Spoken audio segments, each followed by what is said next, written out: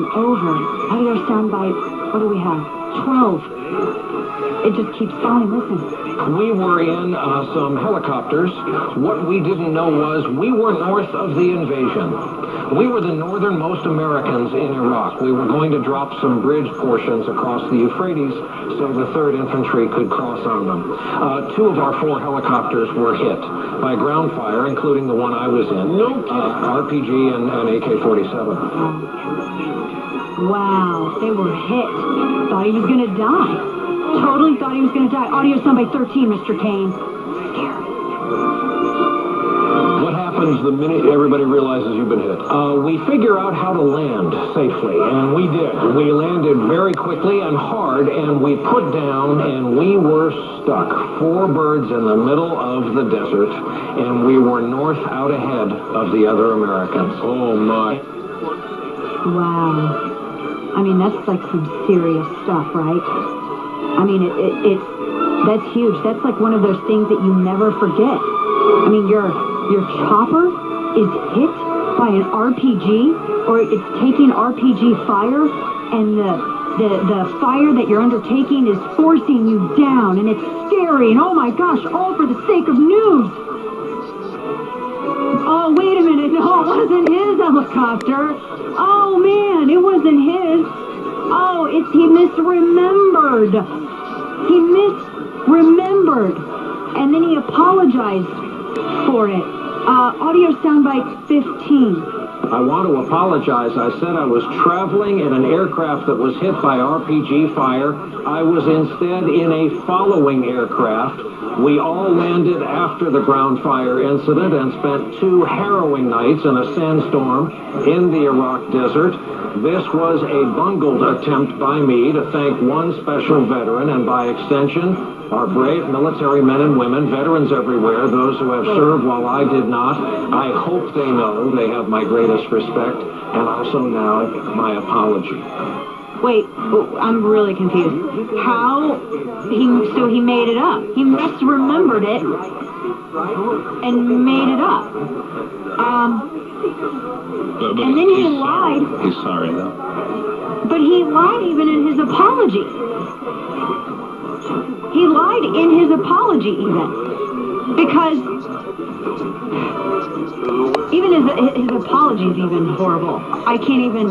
So he had, when he was saying, when he was apologizing, it was a bungled attempt. He lied in his apology. He said he was in a follow-on aircraft and spent 2 harrowing nights in the desert. But the actual pilot of the aircraft that was hit says that Williams asked him what happened. He posted this on Facebook. The pilot posted this on Facebook. Lance Reynolds. This is what he wrote. Quote, "Sorry, dude. I don't remember you being on my aircraft. What I do remember is you walking up an hour after we landed to ask me what had happened. Then I remember you guys taking back off in a different flight of Chinooks from another unit and heading to Kuwait to report your, quote, war story to nightly news. The whole time we were still stuck in Iraq trying to repair the aircraft and pull in our own security." So he lied even in his damn apology. Joseph Miller wrote, again, these are soldiers calling him out, said, "Thank you, Lance. I've been calling him out on this for a long time with no response. He was actually on my aircraft, and we came in behind you," get this, "about 30 to 45 minutes later. He is a total POS. He had the audacity to tell me the whole thing was like Saving Private Ryan and that the whole army would be out looking for him. I called him an idiot in front of his camera crew, and he didn't come back to my bird for the next 3 days." So he lied again about spending 2 nights in the desert after being forced down. He came in 30 to 45 minutes after there was fire on Chinook. Then they took right back off to Kuwait. They didn't stay 2 nights in the desert. So he lied again. Oh my gosh. And then get this. He was a full hour behind the incident, and then he didn't stay 2 nights in the desert, and then he says, "I misremembered." What? He goes, "I don't know." It was his quote. He goes, "I don't know what's screwed up in my mind that caused me to conflate one aircraft with another." How do you forget that you weren't in a helicopter taking fire from RPGs?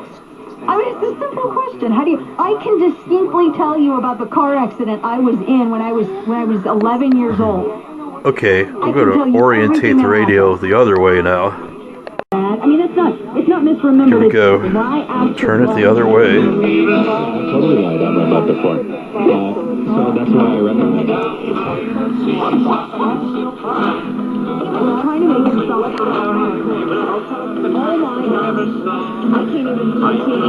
This should be Toronto.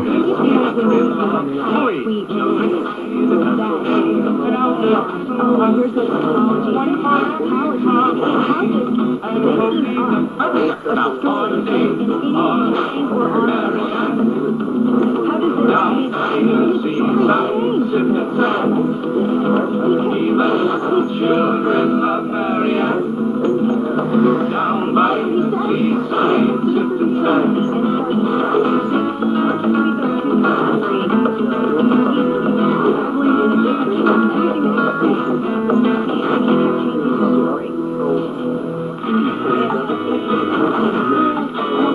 You're listening to the best of the best. AM 740, Toronto. Rogers Cable across Ontario at Channel 949. And worldwide on the web at am740.ca. Coming up on the next Go Hawk Fights Back.